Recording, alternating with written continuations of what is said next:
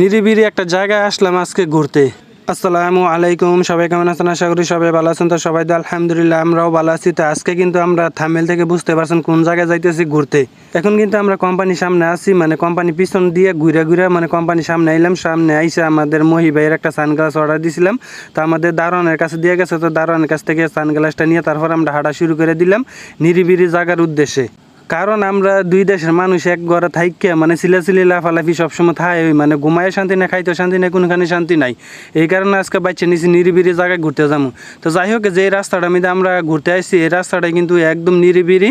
মানে কিছুদিন আগে রাস্তাটা উদ্বোধন হয়েছে, তারপরও মানে দেখা যায় কি 10-12 মিনিট পর পর একটা গাড়ি যাইলে যায়, না যাইলে নাও যায়। আমাদের রুম থেকে বেশি দূরও না এই জায়গাটা। তো এই জায়গাটাতে আসার পরে এত ভালো লাগছে, কারণ মানে এত নিরিবিলি জায়গা। তারপরে দেখলাম যে সবজি বাগান, কলা বাগান, তারপরে মানে অনেক কিছুর বাগান আছে।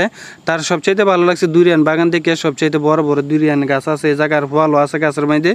এখন আমরা 1 ঘন্টার মতন হাঁটলাম। তারপরে দেখলাম যে সামনে একটা বাউই পাখির বাসা, আর বাউই পাখির বাসাটা নতুন বানাইছে, এখনও শুকে না, শুকালে পুষ্টভাবে দেখা যাইব। তো যাই হোক, সামনে এসে দেখি বিশাল বড় একটা পেয়ারা বাগান। এই যে পুরাটা এলাকাটা জুইরা মানে পেয়ারা বাগান। তো যাই হোক, আজকে কিন্তু আমাদের ঘোরাফেরা একটুকুই, মানে কয়েকটা ছবি টবি তুললাম আর ঘুরে মুড়ে দেখলাম আশেপাশে কি আছে। তো আজকের ভিডিওটা এই পর্যন্ত। সবাই ভালো থাকবেন, সুস্থ থাকবেন, দেখা হবে পরবর্তী